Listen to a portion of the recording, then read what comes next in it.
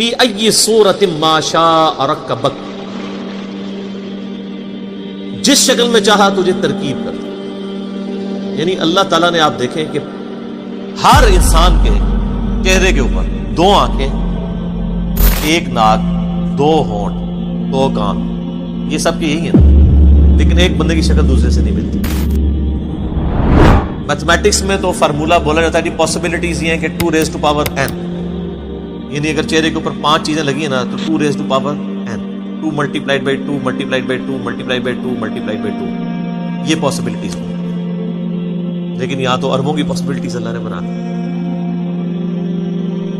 ہر انسان دوسرے سے مختلف بنا، اور یہ تو آپ کو دیکھنے میں فرق نظر آ رہا ہے. یہ ٹوئنز جو دیکھنے میں بظاہر ایک نظر آتے ہیں، اگر آپ ان کی تھرمل پکچر ڈرا کریں نا، ان کے جسم کا جو تھرمل پکچر بھی بنتی ہے نا، آج کل ایئرپورٹس کے اوپر آپ کے یہ ریٹینا کی بھی امیج لیا جاتا ہے اور آپ کا ایک تھرمل امیج بھی بنتا ہے. 2 بالکل ایک جیسے ہم شکل لوگ ہیں نا، اگر آپ ان کا یعنی ہیٹ کا جو امیج ڈرا کریں گے بالکل دونوں سے مختلف. پر یہ ایک انگلی جو ہے، اس کا جو فنگر پرنٹ ہے، یہ دنیا میں دوسرے بندے کے ساتھ میچ نہیں کرتا. اتنی زبردست پرفیکشن. یہ سبحان اللہ کہنا ہے، دل چاہتا ہے اللہ اکبر کبیرہ والحمد للہ کثیرہ سبحان اللہ بکرۃ واصیلا. تو اللہ فرماتا ہے جیسی شکل اس نے چاہی تیرے لیے وہ بنا دی. کسی شخص نے اپنی شکل خود چوز نہیں کی ہوئی، اسی لیے شکل کے اندر عیب بھی نہیں نکالنا چاہیے. بخاری مسلم میں حدیث ہے، نبی علیہ السلام نے چہرے پہ تھپڑ مارنے سے بھی منع کیا. یہ اللہ تعالیٰ کی کریشن کا کلائمیکس ہے. دیکھیں نا سورت کو اللہ فرماتا ہے جیسے میں نے چاہا سورت بنائی. کلا بل تکذبون بالدین، یہ سچ ہے کہ تم جھٹلاتے ہو روزے جزا. وَإِنَّ عَلَيْكُمْ لَحَافِظِينَ، جبکہ ہم نے بے شک تمہارے اوپر محافظ مقرر کیا. یعنی قیامت کا دن قائم ہونا ہے، اور یہ جو کچھ تم دنیا میں کر رہے ہو یہ محافظین ہیں تم پہ، جو تمہارے ایک ایک عمل کا ریکارڈ کر رہے ہیں. اور وہ بھی صرف ہماری تسلی کے لیے، وہ ریکارڈ نہ بھی کریں، اللہ کا علم ہی کافی ہے. کرامن کاتبین، وہ لکھنے والے یعنی اللہ تعالیٰ کی طرف سے معزز فرشتے مامور ہیں. یعلمون ما تفعلون، وہ جانتے ہیں جو کچھ تم کرتے ہو. انسان جو کچھ کرتا ہے وہ نوٹ کر لیتا ہے.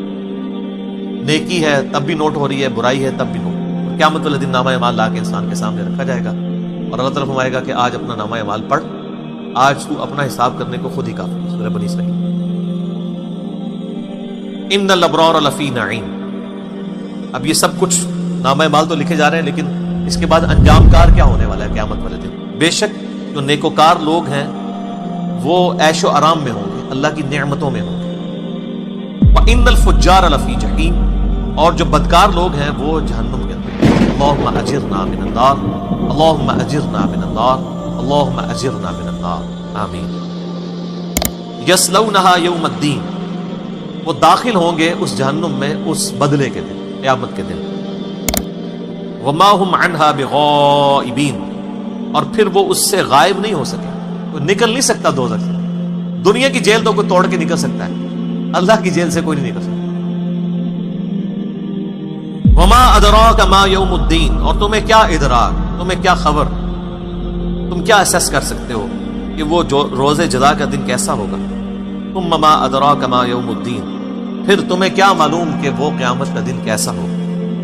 یوم لا تملک نفس لنفس شیئا، وہ دن ایسا ہے جب کسی جان کو دوسری جان کا کوئی اختیار نہیں. دنیا میں تو کوئی دوست لگا لیتا ہے نا کہ جی تم میرے مرید ہو جاؤ، میں اس وقت تک جنت میں نہیں جاؤں گا جب تک اپنے سارے مریدین کو ساتھ نہ لے جاؤں. اللہ تعالیٰ ہمارے قیامت والے دن ایسا سخت دن ہے کہ کسی جان کو کوئی اختیار نہیں ہوگا دوسری جان کے. حتیٰ کہ بخاری اور مسلم دونوں میں حدیث ہے کہ نبی علیہ السلام نے فرمایا، اے میری بیٹی فاطمہ، میرے مال سے جو کچھ لینا ہے مجھ سے لے لے، اگر اللہ نے قیامت والے دن تجھے پکڑ لیا تو میں تجھے چھڑوا نہیں سکتا. پھر آپ نے اپنی پھوپھی کو مخاطب کیا، اے میری پھوپھی صفیہ، میرے مال سے کچھ لینا لے لے، لیکن اگر اللہ نے تجھے پکڑ لیا تو میں تمہارے کچھ کام نہیں. پھر آپ علیہ السلام نے اپنے خاندان کو مخاطب کیا، اے بنو ہاشم،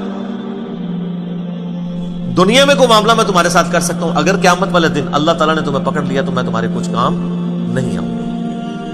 اتنا یعنی سخت معاملہ ہے. ان چیزوں کے ہوتے ہوئے کوئی شخص اتنی جرت کر سکتا ہے کہ وہ کہے کہ قیامت دن دیکھا جائے گا انشاءاللہ، میں تمہارے گناہوں کا بوجھ اٹھا لوں گا، یا میں انشاءاللہ تمہاری سفارش کر دوں گا؟ ایک شفاعت ہے وہ بالاذن ہے نبی الاسلام کی، وہ بھی بالوجاہت نہیں ہے، بالاذن، دھونس کے ساتھ نہیں، اللہ جس کے لیے چاہے گا اس کے لیے آپ علیہ السلام کی سفارش قبول کرتے ہیں۔ تو اللہ تعالیٰ ہمارا ہے اس دن کسی جان کو دوسری جان کا کوئی اختیار نہیں، والامر یومئذ للہ، اور اس دن سارے کا سارا حکم اللہ ہی کا ہوگا۔ اچھا یہ بڑی کانٹے کی بات ہے، حکم تو ادھر بھی اللہ کا ہے، تو قیامت والے دن ہر حکم اللہ ہی کا ہونا کوئی نئی بات نہیں، نئی بات ہے، اس لیے کہ قیامت والے دن دوسرے کسی کی مرضی نہیں چلے گی۔ اس دنیا میں اللہ کے علاوہ بھی اور لوگوں کی مرضیاں چل رہی ہیں، انسان اپنی مرضی کی زندگی گزار رہا ہے کیونکہ اللہ نے اختیار دیا ہے، اِنَّا هَدَيْنَاهُ السَّبِيلَ اِمَّا شَاكِرًا وَإِمَّا كَفُورًا، ہم نے ہدایت کا راستہ واضح کر دیا، چاہے تو شکر گزاری کی روش اختیار کرو، خواہ ناشکری کی۔ یعنی کبھی ایسا نہیں ہوگا کہ اذان کی آواز آئے اور آپ مسجد کی طرف چلیں تو شیطان آپ کو روک لے فزیکلی آ کے کہ میں تمہیں مسجد میں نہیں جانے دوں گا، ایسا نہیں ہوگا۔ اور نہ ایسا ہوگا کہ اذان کی آواز آئے اور آپ مسجد میں جانا نہ چاہیں، آٹومیٹکلی آپ کے قدم اٹھ کے مسجد تک آپ پہنچے، ایسا نہیں ہوگا۔ ایسا ہوتا نا اگر پھر اللہ کا حکم چل رہا ہو۔ آپ دیکھیں کہ اللہ تعالیٰ نے اتنا با اختیار بنایا، آپ اپنے اعضاء کو اپنی مرضی سے حرکت دیتے ہیں، ٹھیک ہے کہ پوٹینشلی طاقت اس نے رکھی ہے، لیکن بار وہ کر رہے تو آپ خود ہو رہے ہیں، اپنی مرضی سے آپ کھانا کھا رہے ہوتے ہیں، اپنی مرضی سے ہاتھ برائی کی طرف بڑھاتے ہیں یا اچھائی کی طرف، ظاہر اللہ کی طرف تو اسے منسوخ نہیں کریں گے، اللہ نے تو پوٹینشیل اختیار آپ کو دیا ہے، اس کے بعد آپ کی مرضی جو مرضی کریں۔ تو دنیا میں انسان کو بھی اختیار ہے، دنیا میں جنات کو بھی اختیار ہے کہ وہ اپنی مرضی سے شکر گزاری کی روش بھی اختیار کر سکتے ہیں، ناشکری کی روش بھی، نافرمانی کریں گے تو کوئی پکڑ نہیں آئے گی دنیا میں، اور اگر کوئی تابع فرمان رہیں گے تو کوئی آپ کو ہار نہیں پہنایا جائے گا، آخرت کے اندر فیصلہ۔ لیکن آخرت میں جا کے یہ والا معاملہ نہیں ہوگا کہ جو آپ دنیا میں کر رہے ہیں وہی آپ کی مرضی چلے، دنیا میں ہمارے اعضاء ہماری مرضی سے چل رہے ہیں، لیکن سورہ حامیم السجدہ سورت نمبر 41 میں اللہ تعالیٰ فرماتا ہے کہ قیامت والے دن انسان کے اپنی اعضاء اس کے کیے ہوئے، ایون اس کی کھال بھی گواہی دے گی، اس کو منہ پہ تو مہر لگا دی جائے گی، پھر انسان کہے گا کہ اپنے اعضاء سے مخاطب ہوگا کہ میرے ہاتھ تو یہ میرے تھے، تم نے میری خلاف گواہی کیوں دی؟ تو ہاتھ بول کے کہیں گے، پاؤں، آنکھیں، کھال، جسم کا ایک ایک اس بول کر کہے گا کہ آج ہمیں اس اللہ نے زبان دے دی ہے جس نے ہر چیز کو زبان دی تھی۔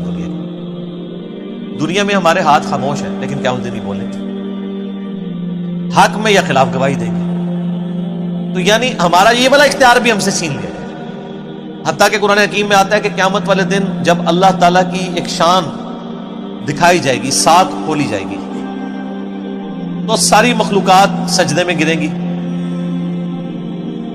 لیکن جنوں انس میں سے صرف وہی لوگ سجدے میں گرنے میں کامیاب ہوں گے جو دنیا میں اللہ کو سجدہ کیا، اور جنہوں نے دنیا میں سجدہ نہیں کیا وہ سجدہ کرنا بھی چاہیں گے، ان کی کمر تختہ ہو جائے گی۔ تو پھر اس کا مطلب ہے ٹوٹل حکم اللہ کا چل رہا ہے، ورنہ اگر اختیار ہوتا تو میں اپنی کمر جھکانے کے اوپر قدرت رکھتا ہوں تو آخرت میں بھی جھکا لوں گا، نہیں، آخرت میں ٹوٹل اختیار ہے۔ اور اتنا سخت معاملہ ہے کہ اللہ تعالیٰ نے اپنا قیامت کے دن جو نام رکھا ہے نا وہی بڑا لمن الملک اليوم للہ الواحد القہار، آج کے دن کس کی بادشاہت ہے؟ اس اکیلے اللہ کی جو القہار ہے، سب پہ چھایا ہوا۔ اللہ نے قیامت کے دن اپنا نام غفار نہیں رکھا ہوا، قہار رکھا۔